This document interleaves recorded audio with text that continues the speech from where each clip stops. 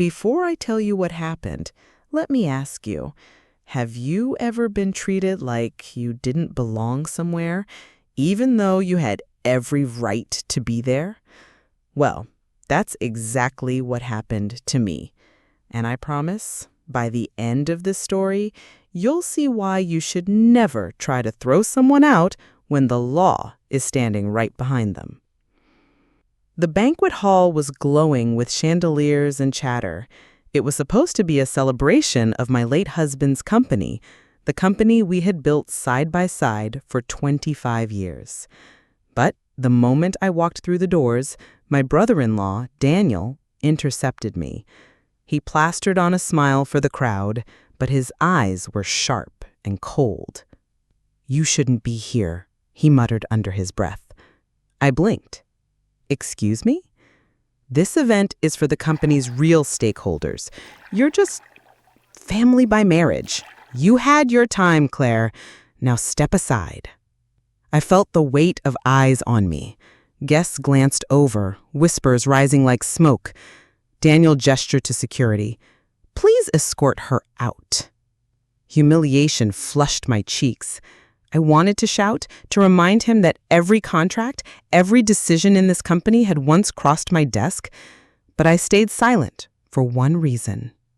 Because just behind Daniel, leaning casually against the wall, was Harold Bennett, our company's longtime lawyer. His sharp gaze was fixed on us, and unlike the crowd, he wasn't whispering, he was waiting. If someone tried to publicly kick you out of a place you had every right to be, would you argue back immediately or let them hang themselves with their own arrogance? Tell me in the comments before I reveal what happened next. The security guards moved closer, their hesitation visible.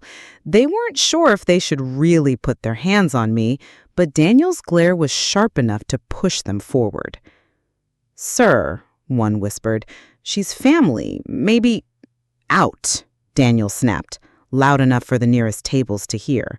"She doesn't belong here." I stood still, my heart pounding. The room hushed, all eyes watching, waiting to see if I would be dragged out like an uninvited guest at my own husband's memorial celebration. And then Harold Bennett, the lawyer, cleared his throat. The sound was small, but in the silence, it cut like a blade. Heads turned. Harold stepped forward, polished shoes echoing against the marble floor. His voice was calm, but it carried. "Actually, Mr. Daniel, you might want to reconsider." Daniel spun on him. "And why is that?" Harold lifted a single folder. Its edges were worn, the company seal embossed in gold. He said, "Because according to this, Claire isn't just family, she's the majority shareholder." The room erupted, gasps, whispers, phones raised to record. Daniel's smug grin faltered. He said, "That's impossible. The shares went to me." "Not according to the documents your brother signed before he passed. I was there. I drafted them. And unlike your memory, my records are, airtight."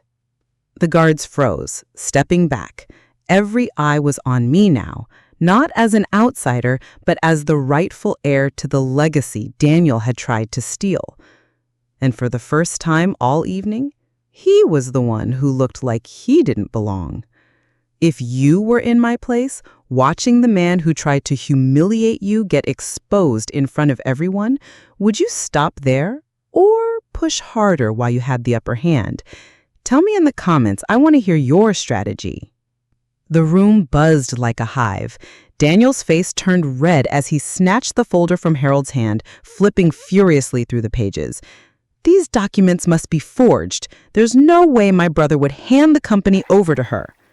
Gasps spread across the room again. Eyes swung between us, some doubtful, others secretly thrilled by the drama unraveling. Harold, calm as ever, adjusted his tie. "Forged, you say? Then perhaps you'd like to explain this." From his briefcase, he pulled out a second envelope, thicker than the first. He laid it flat on the table for everyone to see. The video will. The projector flickered to life against the banquet hall's white wall. And there was my husband, smiling, tired, but unmistakably clear in his words. If you're watching this, then I'm no longer here. I want it known that Claire is the rightful owner of my shares and my estate. She stood by me when no one else did, and I trust her judgment above all. The video ended. Silence. Then, applause. Not polite claps, but genuine applause from employees, colleagues, even guests who had only ever known Daniel's version of events. Daniel's face drained of color. He staggered back a step, as if the floor had been pulled out from under him. Harold closed the folder with a crisp snap. "Shall I escort you out now, Daniel?" The applause was still echoing when Daniel slammed his fist on the table, rattling silverware and sending champagne glasses toppling. "This isn't over," he shouted, his face red with rage. "You think you can just waltz in here and take everything? I deserve this company, not you." The room fell silent again, every eye pinned on him. He looked like a man unraveling. And in his desperation, he made his final mistake. He lunged for the projector, yanking the flash drive out. "You can't prove anything without this," he barked, clutching it like a lifeline. But Harold only smiled, calm, prepared. "Daniel, did you really think I'd rely on a single copy?" He tapped his briefcase. "That video is already filed with the court, the board of directors, and the company registrar. In fact," Harold glanced toward the cameras still recording the event, "half the city has probably seen it by now." Gasps again. Guests were already posting on social media, their screens lighting up the room like fireflies. Daniel froze, realizing too late that his outburst had just been broadcast to everyone, not as a rightful heir, but as a man exposed by his own arrogance. I took a step forward, my voice calm but carrying. "You tried to kick me out, Daniel, but it looks like you've kicked yourself out instead." The guards, who once hovered uncertainly at his command, now moved forward with purpose. Only this time, they weren't looking at me.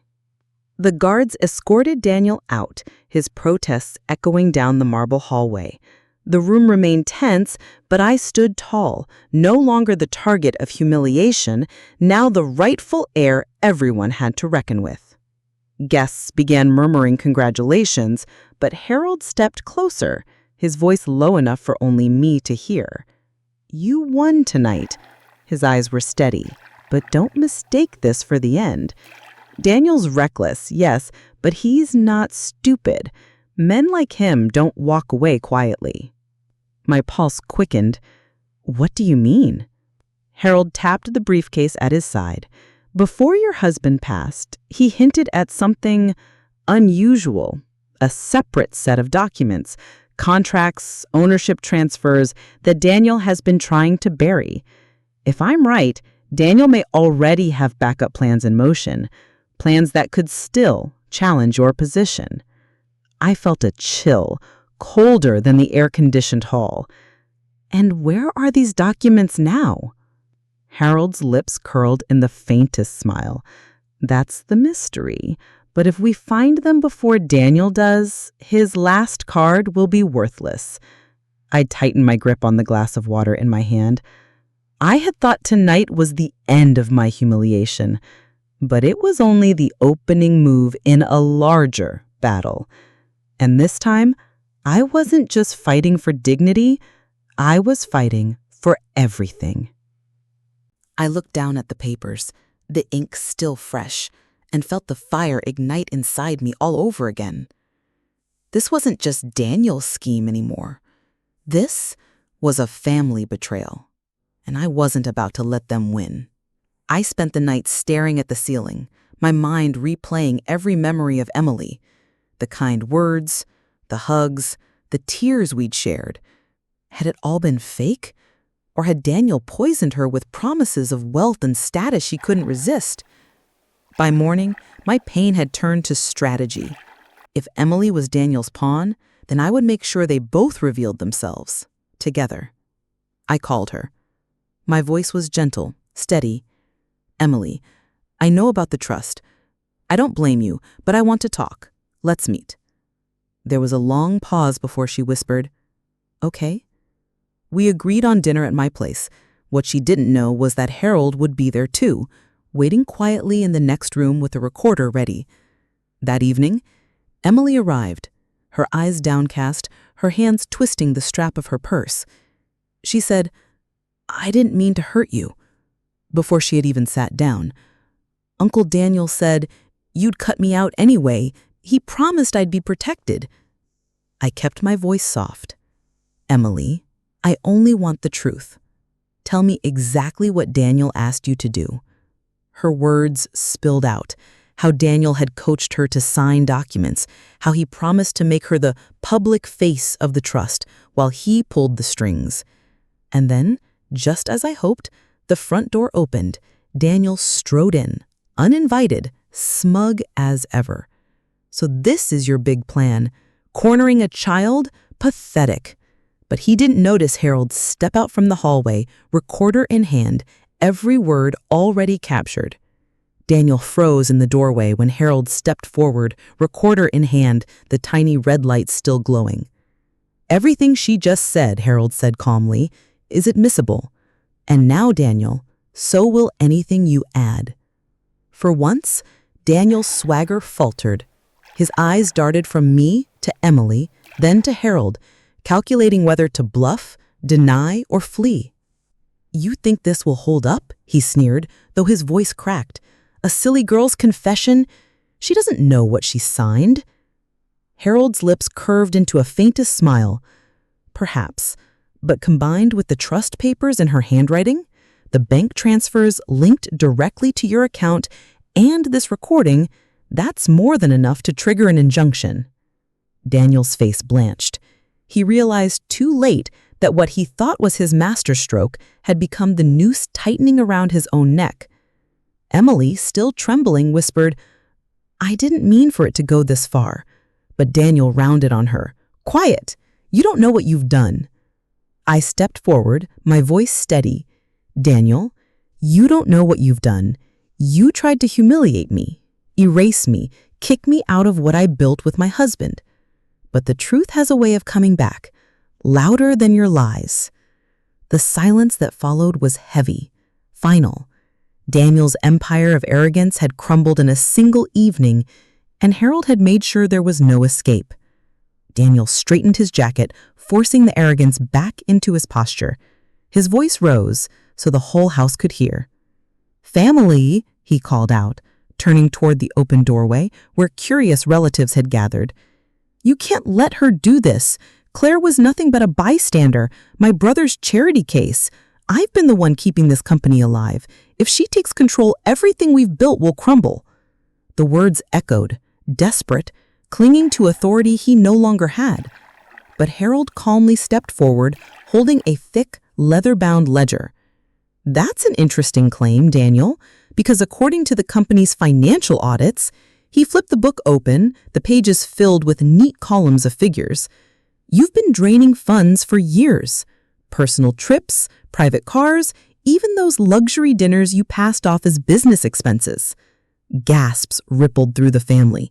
Daniel's face drained of color. "And here's the best part," Harold continued, his voice like steel wrapped in silk. "Claire isn't just the majority shareholder. With your mismanagement documented, she now has legal grounds to remove you from any decision-making role permanently." Daniel staggered back, his mask crumbling. He opened his mouth to speak, but no sound came out. I stepped forward, finally lifting my chin, meeting the eyes of every relative watching. "You tried to erase me, Daniel, but instead, you've erased yourself." The room erupted, not in applause, but in a stunned, unanimous silence. Everyone knew what had just happened. The power shift was complete, and Daniel's empire had collapsed in front of the very people he tried to impress. Daniel stood there, trembling with rage and humiliation, but there was nothing left for him to say. The family, once his chorus of approval, now looked at him with disgust and disappointment. He stormed out, his footsteps echoing like a defeated drumbeat down the hall. The moment the door closed behind him, a weight I hadn't realized I was carrying lifted from my chest. For the first time since my husband passed, I wasn't invisible. I wasn't just the grieving widow to be brushed aside. I was the rightful owner, the woman who had stood her ground. But Harold leaned toward me, his expression serious. "This isn't just a family squabble anymore, Claire.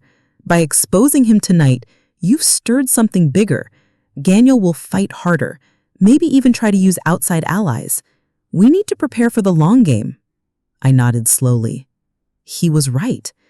This wasn't just about reclaiming what Daniel had tried to take. It was about securing my future, my husband's legacy, and proving to myself that I could stand tall without anyone else's permission. As I looked around the room, I noticed something else. Employees, investors, even extended relatives, all watching me differently now, not as a victim, but as a leader. And in that moment, I realized winning back my dignity was just the beginning. The real battle was about to start.